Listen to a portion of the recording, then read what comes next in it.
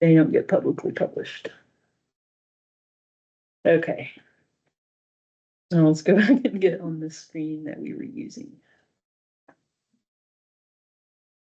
So it's here. Home. Practice problems.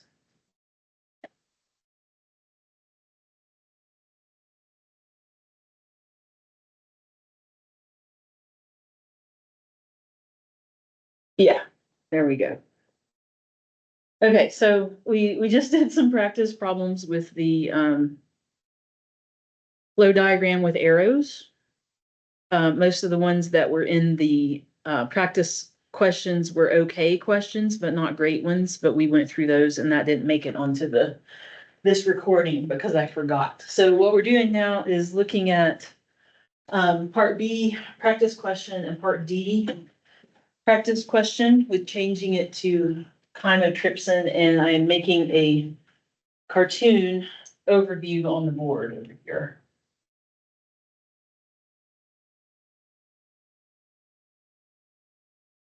Kind of orient us for answering these questions.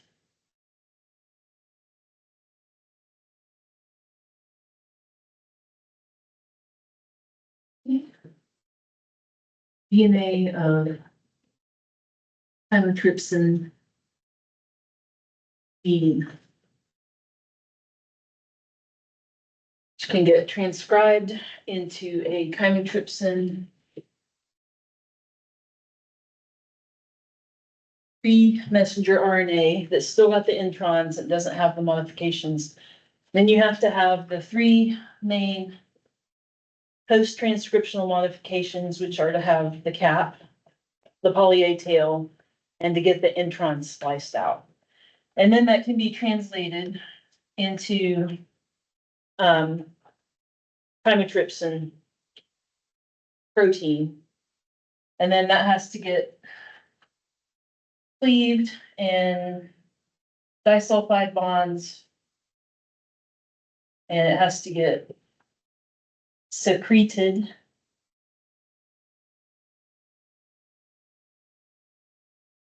into the soluble extracellular finished form.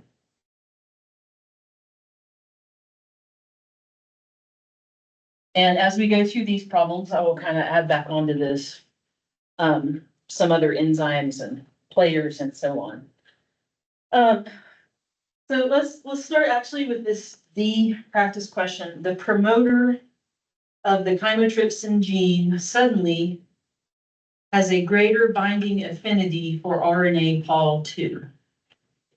So what this is saying is RNA polymerase II is coming to the promoter more often than it normally would. It's binding it better than it normally would.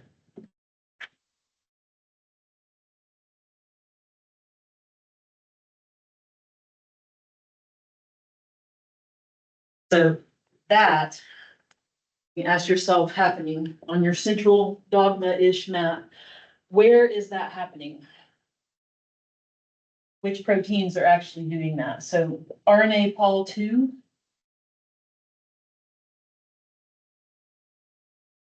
and the PFs, the transcription factor 2, whatever's, they're doing that job. That's where we have promoter kind of being involved. So if RNA polymerase II is coming to the promoter more often than it would, what does that do to the levels of chymotrypsin that the cell ends up with? Say up. Yeah, levels are going to go up. And that's pretty much up is the answer there. Levels are going to go up. What about the function of one? If you just look at one chymotrypsin that gets made out of the increased pool, is its function better or the same or worse? It's probably going to be the same. Probably the same. Because nothing has really changed in the part of the gene that makes protein. It's just in the promoter region. So you're just making more, but what you do make is the same thing. And then for the Y, you would want to put something about, what would be your keywords in Y?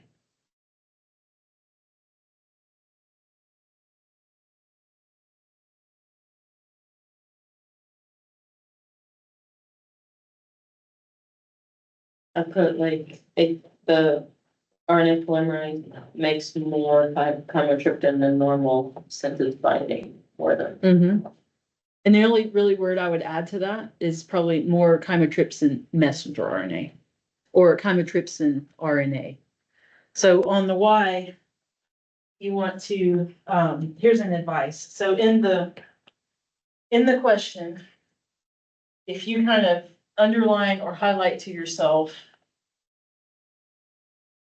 like what are the keywords in the question about what's going on? And then ask yourself, does my Y, will tell you, Dr. Ong, that I know what these do?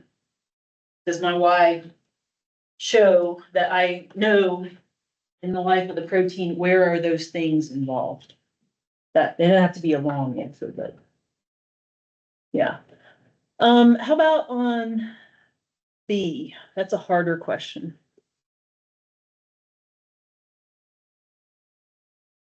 If I've been saying lysozyme, if chymotrypsin can't let go of one of the cleaved products after it cleaves it,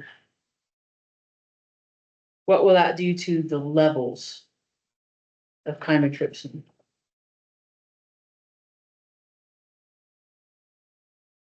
Chloe, where are you looking on here?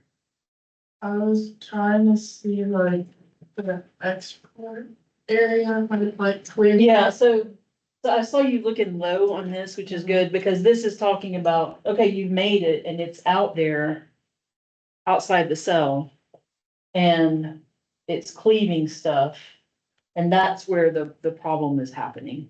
So it's with the protein itself. It may be a mutation back in the DNA that causes it to not let go of the product, but that's where the issue is happening out here. That's why I like having something like this. Where? Here. This is where the problem is. So what does that mean about the levels? They're probably the same. Probably the same. That's probably what I'd put on the key as like probably the expected answer. What about the function of an individual one? It is gonna be less functional. Why would it be less functional? Yeah, it's only gonna work the first time. Like, Han is an Amazon Vine reviewer, which means he did so many good reviews that they said, there's this whole set of stuff that you can review for free. So we get a lot of packages with random stuff and I didn't know it was coming. And he got me a coffee grinder, which I've been wanting. And the first time it worked, it was so great. It's amazing. Coffee was so good. And then the next time I went to use it, it would not turn on. It would not do anything. I spent like 20 minutes trying to finagle around with it, and that was it. That's basically what this enzyme, I did it one time, and then it's broken and it cannot recycle more substrate. So for Y, I might put something like chymotrypsin can't bind new estrogen.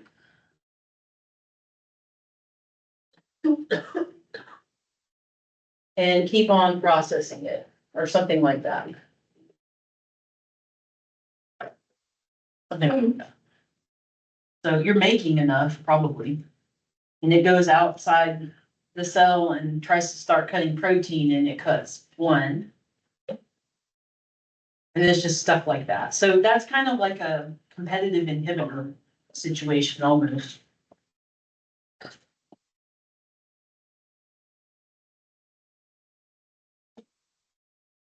Okay, let's do, I wanted to show you guys, see how these go, A, B, C, D, and then it starts over.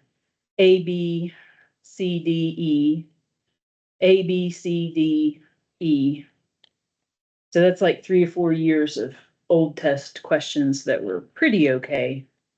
But then I realized students need to practice this. cause I used to just say, there's gonna be some questions.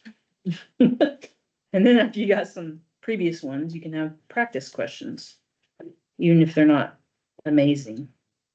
Let's do this one, intron, exon, border sequence. This is a fairly kind of difficult-ish one. Intron, exon, border sequence is really different than it was.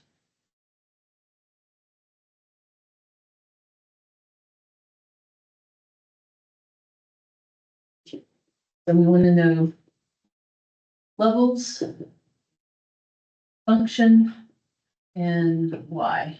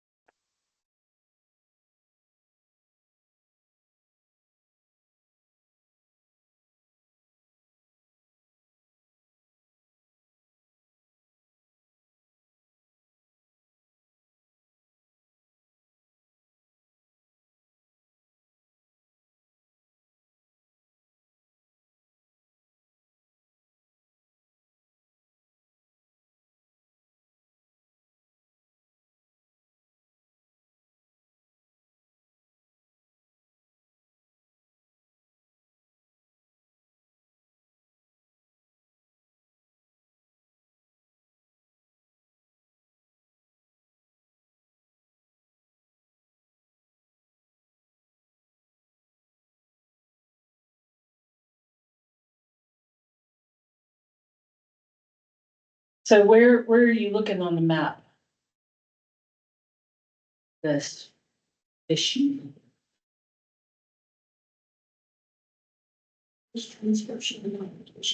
Yeah, so intron, exon, those need to get spliced. And the time that they get spliced is supposed to be post-transcriptional modifications by the spliceosome.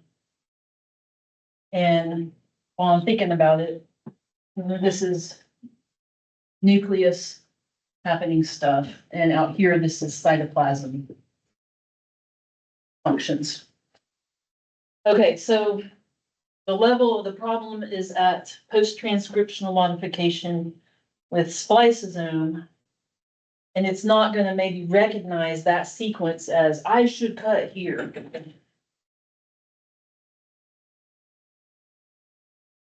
So like, if you came to this problem and you're like, seems vague, and you wanted to come and say, Dr. Ong, significantly changed to be better or worse?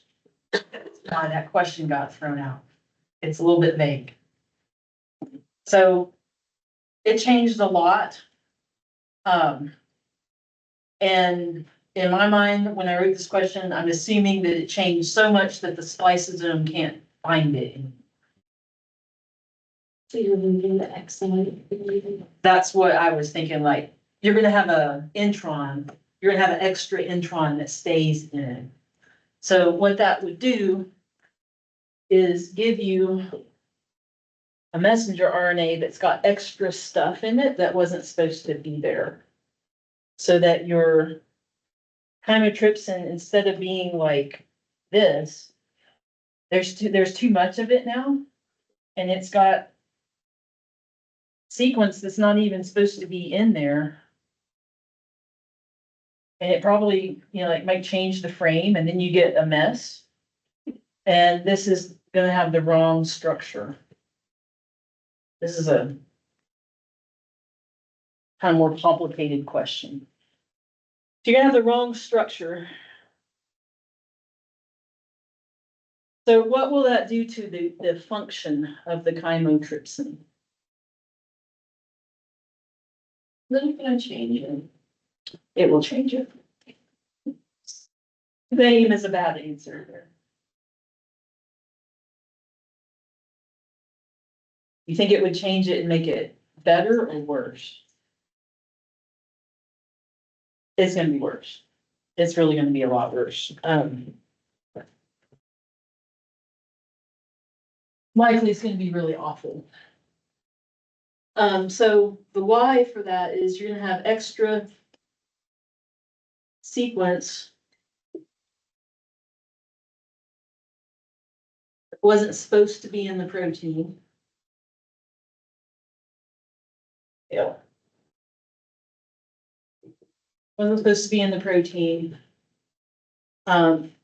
It's gonna change the fold. It's gonna change the structure. And it's going to work worse. To be kind of awkward in the phrasing, it's gonna work worse.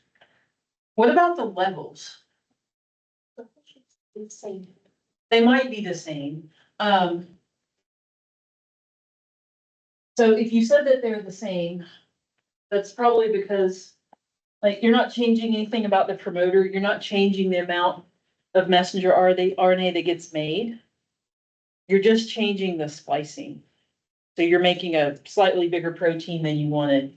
So maybe the levels are the same, and another of my top 10 favorite answers ever is somebody that I was going through and everybody's like, same. And then, I came to one that said lower. And then I go down and read what they said, and they said, the levels are lower because this is not chymotrypsin anymore. Oh, I guess it is not chymotrypsin anymore. That's so true. So, don't leave stuff blank on my test. I am open to persuasion. Sometimes you'll say something that's so amazing and great.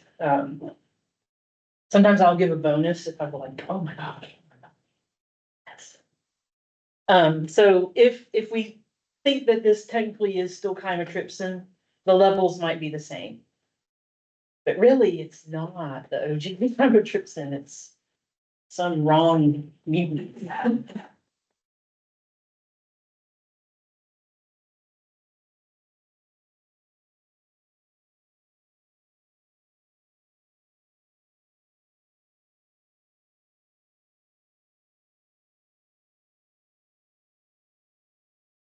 I want to go through this and have you all make some notes about ones that I don't ask that style anymore. So I don't see this one on C. Codon GGG is changed to GCG. Wait. Can you see this? Erase it here. This is kind of like down in the list of questions. There's a question that says, this codon gets changed to this other codon. And it tells you specifically what is the DNA sequence and that this is next to the active site. And that question requires you all to have a codon chart, which tells you the amino acid names, which is like not a good idea for this test. So that was a day that I was like, oh my gosh, they're gonna need a codon chart. And then I gave them a codon chart, and then like a year later, it's like, oh, I totally had an amino acid name all over it. So it is a good question, but I don't have you look up that level of change. So what I would say now is that amino acid isoleucine is changed to amino acid glutamic acid, and I would show you the structures of those, like in a separate picture on the board or something, and continue with that question. But That one is about, can the substrate even still fit together with the enzyme? This is a good question. And I would change it to say, instead of codon UGG, I would now change that to say there's a stop codon in the middle of the protein coding region. So that is a pretty good question. This one for chymotrypsin.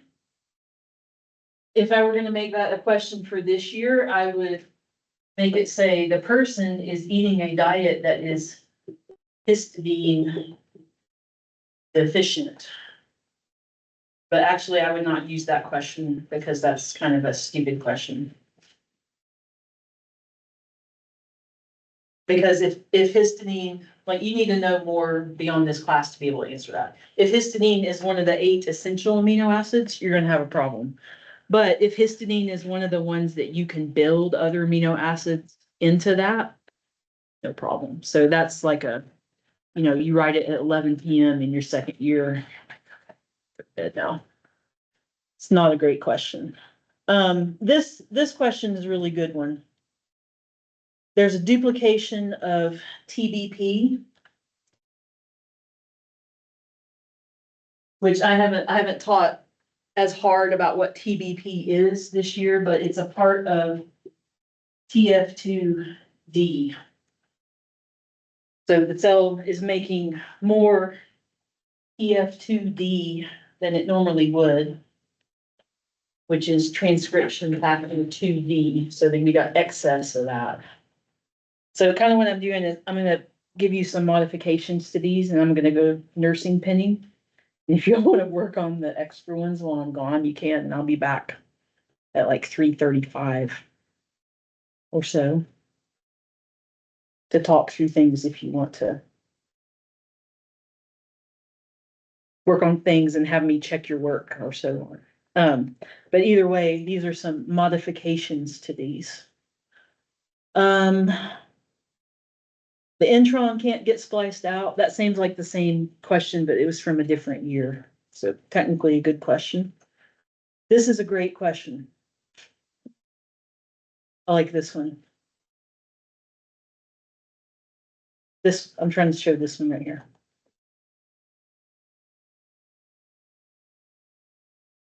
The cell is not having enough ubiquitins.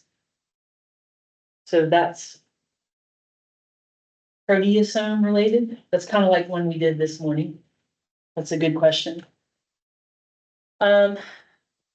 This one, we did one like that this morning where you're changing a key active site shape into a very different shape. And that's probably not going to work well. That's a similar type of question.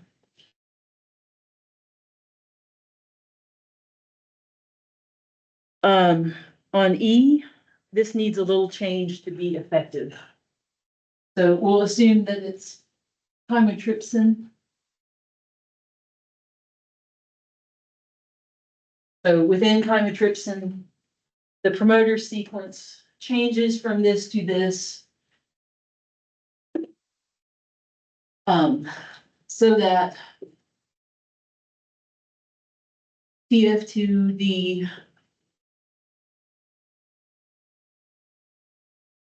binds a third as well as it should. We need a little bit more info there to be able to interpret that one. Motor changes, TF2D binds a third as well as it should be.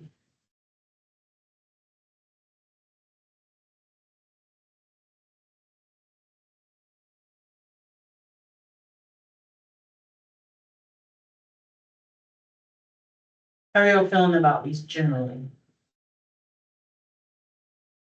Keep doing practice, and doing something like this, I think is really gonna help all over the whole test. So if you take the pictures from your slide and look at what are the big concepts there and ask yourself, if I were drawing a big picture of all the stuff that we've talked about, how does this fit into that big picture?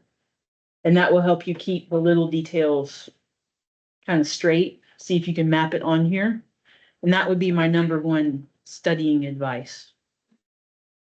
As well as doing some of these practice problems and checking them with your friends or checking them with me. So I am going to go watch my former nursing students get their pen and their white coat. And then I'll come back over here and I'm gonna leave all this on except turn off the Teams. So use your time to do whatever you need to do. Teams turned.